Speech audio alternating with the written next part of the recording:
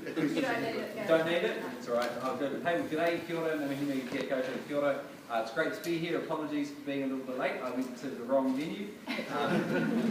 Luckily this election we've all got 17 days to vote and the polls actually open next Wednesday. So even if I go to the wrong venue to cast my vote, I should be reminded because there's 17 days to vote this election. So no matter who you're voting for, I'd urge you to make sure you do go out and vote this election. So it's great to be here. Thanks very much for the opportunity to address you. Sounds like a great conference with a great lineup with a mix of people from the electricity companies, the lines companies, the solar companies. Look, it's an absolutely fascinating time to be involved in the energy debate and conversation in New Zealand. There's a huge amount happening. We've got the, obviously we've just had the partial privatisation of our electricity companies. We've got potential issues around Tiwai maybe going in 2017 or soon afterwards. We've got the emergence of disruptive technologies like the greater uptake of solar, electric cars potentially changing the way we run an electricity grid, the way we get around, the types of fuels we use. We see the growth of renewables. We see Huntly mothballing some of their coal and gas-fired units. There's a huge amount happening. We see the rollout of smart meters, growth in consumer power, new retail companies with new market models emerging. So it's an absolutely fascinating time. Now I believe we genuinely are in an age of transition when it comes to electricity in New Zealand. For 100 years we've done it reasonably well, reasonably affordably. They'll talk to you a little bit about some of the unaffordable issues. We've done it reasonably affordably, reasonably reliably, but we've done it through this think big centralised model. We've thought about energy like water pipe engineers for the last 100 years. We've got large centralised generation sources, pushing it out through these pipes across the country with the consumer at the end. Now we're starting to think about electricity a little less like water pipe engineers and a little more like computer engineers, thinking about electricity as an energy grid and an energy internet. There's some big changes happening, and I think the growth of solar in particular could be a game changer for New Zealand. So in this short speech, I'd like to talk to you a little bit about my energy and my party's energy vision for New Zealand. You can sum it up in 3 words: cleaner, cheaper, smarter. I want to talk about some of our concrete policy we've put out this year when it comes to solar power. So let's start with talking about one of the issues which is many of my constituents are talking to me about. Over winter, as people have sort of, gone down the path to the letterbox and they've gingerly opened up their power bill. I do it all the time. I'm terrified of the power bill. I think literally hundreds of thousands of Kiwis are. This winter, Kiwis have seen their power bills go up and up. Where I live in Wellington, Genesis have just put up their prices 5.6% in the last year, 20 to 30% many regions across the country over the last 5 years. Since the Bradford electricity market reforms in the late 80s and the 90s, what we've seen is New Zealand had the 5th highest power price increase in the developed world. 5th highest in the developed world. The 4 above us were all ex-Soviet countries coming out of communism.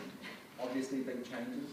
Our electricity prices in real terms have increased 72% over that period. Just under national, that was more than 22%, which many Kiwis, as they gingerly open up that power bill, are asking, well, at a time of flat to declining demand, at a time of super profits, why are power bills going up and up? And it's no surprise that many Kiwis are turning to solar as a solution. So I want to quickly address that power price issue, because what we've seen in the last year was more than 42,000 customers had their electricity disconnected in New Zealand. That's a 4-fold increase on only 5 years ago. There's 56,000 people paying for power through prepaid, and in fact in some regions like Southland, close to our massive hydro resources, they're paying 40% more than postpaid for prepaid. So we're seeing some of our poorest and most disadvantaged Kiwis paying more and more for their power, particularly through prepaid. I think Kiwis are over it. We're seeing the media pay attention. Both the Green and Labour parties have put out policies for a major destruction of the electricity market through a central buyer, a monopsony, NZ Power. You've no doubt heard all about it. You saw Stephen Joyce the day afterwards say, well, gee, it's North Korea and it's communistic, it's crazy. But it's not North Korea that runs an electricity system like that, it's South Korea. In South Korea, their bills haven't risen like ours have over the last 2 decades. So a single buyer in the market contracting new megawatts of renewables or megawatts of demand side, playing a leadership role in our electricity market and industry, using their market power more like a Tiwai or a Farnex does to try and get that the long run high marginal price of electricity more down towards the average. But I didn't come here to talk to you about New Zealand Power. I came here to talk to you today about clean energy and our vision for solar. So let's get stuck into that. So when it comes to clean energy, both the government and Labour parties have a target of 90% by 2025. On some measures we're getting there with Huntly mothballing some units, but Moby's own reports state we're not on track to meet that 90% by 2025 target. In fact, what we have seen is Huntly get a 25-year consent extension. The Prime Minister is going around Taranaki opening fracked gas-powered heating plants. What we see as a government seems more focused on drilling and mining and fracking than on renewables. There's some great solar projects in the islands run by the Ministry of Foreign Affairs and Trade, and I've welcomed them and congratulated the government on the work. But the government seems more interested in solar in the islands than solar or renewables in New Zealand. I don't know if you got any government funding for this conference, but who was I talking to yesterday? It was a renewables sector body. They're receiving $8,000, their government. Yet last year, New Zealand Petroleum Minerals got $800,000 for a single conference, and with $2,000 registration fees. I hope the fees aren't that high for this conference, Roy. And at $2,000 registration fees, I don't know how on earth the New Zealand Petroleum Minerals ran a $1.3 million conference over just a couple of days.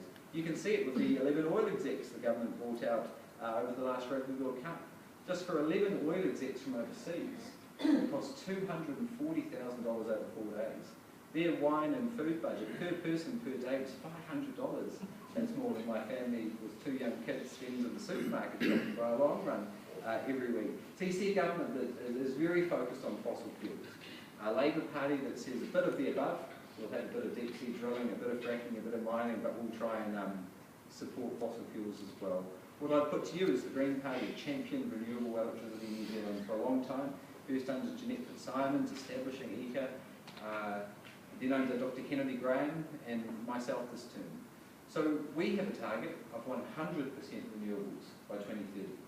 We believe it's achievable, we believe it's affordable, and considering the clean green brand, the opportunity to brand and market ourselves as 100% renewable, we think it's eminently desirable as well. So I celebrate the fact that we're already at 75% renewables. But look, let's not rest on our laurels. Let's get to 100%.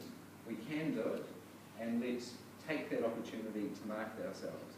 We're going to get there through a thermal generation ban. We're going to get there through the climate tax cut policy. Now, I remember being involved in some of the debates and negotiations around the emissions trading scheme being established in 2008. And what we see is an incredibly complex scheme that's being gamed to the tune of hundreds of millions of dollars of these cheap foreign hot air units and the arbitrage we're seeing occurring in the market. So while we voted for the original emissions trading scheme, what we've seen is it consistently watered down. It's been muted with successive legislative changes to the point where it's not really sending a true market price on carbon. In fact, it's encouraging the importation of these false hot air units and deforestation. So what we're going to do is we're going to scrap the emissions trading scheme. We're going to move to a carbon tax, a carbon levy. What that means is the price of carbon will be apparent. It'll be reliable and very clear for New Zealand businesses. But importantly, what we're going to do is recycle the vast bulk of the revenue raised from a carbon levy back into Kiwis' pockets. This way, Kiwis are going to see that this isn't just a tax grab by a government to line their pockets. This is an economic signal flowing through the market, and in fact an economic signal to be more efficient with your carbon. Because if you can put up solar panels, insulate your roof, take the bus, you will be saving. So we believe a climate tax cut is the way to grow public support, but actually to reduce carbon and support clean energy. We're going to do it thirdly through a green investment bank, similar to the Clean Energy Finance Corporation across the ditch, which has seen some issues with the Abbott government, like Cameron's Green Investment Bank in the UK. We want to support businesses with finance support to get exporting and growing their businesses in the clean energy green tech sector. We're going to work with wind and wave industries to support them, particularly through a collaborative model and spatial planning. We're going to make sure the avoided cost of transmission pricing Transpower payment around $55 million per annum, which is potentially at risk at the moment, is preserved, because we want to make sure that we still see renewable distributed generation. But let's talk about the three things we've announced this term. So firstly, we want to see a solar government. We want to send the signal to Kiwis that solar's time has come in New Zealand. I'm sure it's no news to you, but we've seen phenomenal growth. I remember when I first started looking into it about 4 years ago, it was difficult to find enough solar panels. What we've seen is more than 370% growth in the last 2 years. The prices have dropped more than 60%, and it's incredible the amount of people who have written to me after the Solar Homes announcement, asking, where do I sign up? How do I get it? We had to explain the constitutional process of government. We're not the government yet. But there was huge desire from Kiwis to get solar panels. And since then, I've been travelling around the country meeting many of them, particularly superannuitants, who with maybe a little bit of capital put away on a fixed income, they're absolutely loving slashing their power bills to dollars a month instead of hundreds of dollars a month. So if I'm Energy Minister in 23 days, I'm literally counting down the days. If we're in a position to be part of a good new government, we're going to show real leadership when it comes to solar. I haven't told anyone else about this yet, but my vision is to put solar panels on our parliament, and we're going to work with you.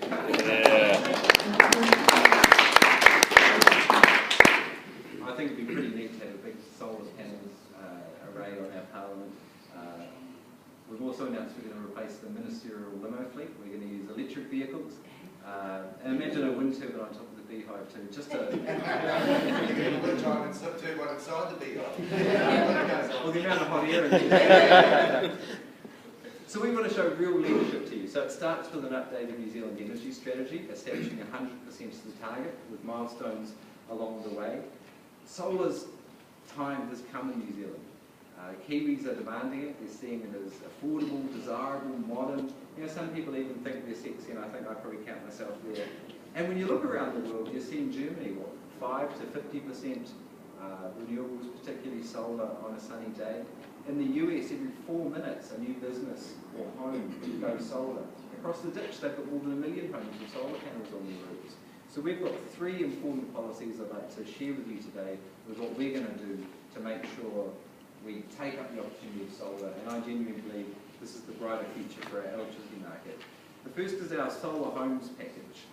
So what we've announced is a over 3-year, $300 million capped fund to provide low interest loans for Kiwi families to go solar.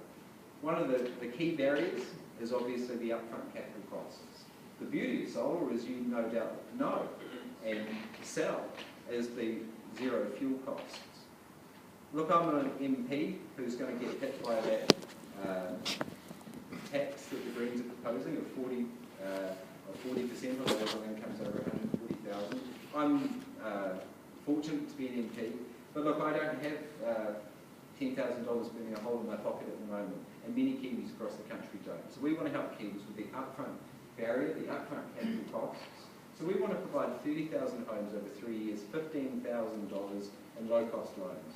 Using the Crown's low cost of borrowing, 4.1% at current, we want to help 30,000 Kiwi homes to go solar and to use that money for batteries if they need it. We envision that we've proposed the system as administered by ECA.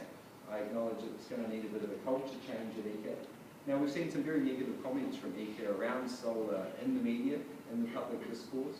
They point to the super low cost of large-scale wind project generation, about 6 cents per kilowatt hour. And they say, well, solar's not competitive. But Kiwi consumers aren't paying 6 cents per kilowatt hours for their power. They're paying, on average, 28 cents. Some of our schools are paying more than 35 cents. So we want to provide low-cost loans to 30,000 homes so they can go solar over 3 years. It will be repaid via their rates. From year one, they will be saving, but once those panels are paid off, they'll be saving more and more. Secondly, recently Russell Norman and I announced our Solar in Schools package. We've budgeted $20 million to help 500 schools over 3 years put up solar panels. We envision this will bring annual savings of $1.64 million and lifetime savings of $41 million. And it's been phenomenal, the correspondence we've had with principals and boards. Some schools are paying $85,000 a year to keep the lights on, to keep the heaters on. And what the schools and principals and boards have told us is, if we could save even a percentage of that, it's more money for our kids. And it's been amazing what they've told us they'd rather be spending their money on. Some schools have talked about literacy programs. Some schools have talked about an upgraded playground. Some have talked about music teachers for their students. The very clear message was that schools want to be spending money on their kids, not on these high and rising power bills. So with $20 million, providing panels on 500 schools, administered through the Ministry of Education Infrastructure Service, which would be based on the sunlight hours, the orientation, the decile ranking of the school. We believe we can save schools $41 million over the lifetime of the panels so they can be spending money on their kids. Thirdly, for both the schools that aren't operating during the summer holidays, for homes where people are at work during the day and maybe not drawing down a huge amount of power, we need to establish a fair and robust regime for excess power generated to the grid. I've always been loath to talk about feed-in tariffs because they have such a negative association when you go around the world. Obviously they're associated with subsidies in Spain or Australia or Europe, but what New Zealand needs is a fair and reasonable feed-in tariff. Our consumers need greater certainty for their power generated from renewable sources fed back to the grid for which you receive a fair tariff. As you no doubt know, there's a wide range of tariffs currently paid by the electricity retailers, ranging between 2 and 28 cents per kilowatt hour.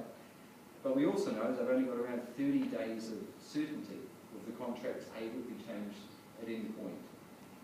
Consulting with many of you in the industry and many consumers and homes with solar panels, they said the upfront capital cost was a massive barrier, but the lack of certainty and the lack of a fair price was another barrier to people going solar. So what we've proposed through the Electricity Industry Act, Small Scale Renewable Distributed Generation Amendment Bill, a bit of a mouthful, what we've drafted in legislation, which is ready to go in front of Parliament, is a fair rate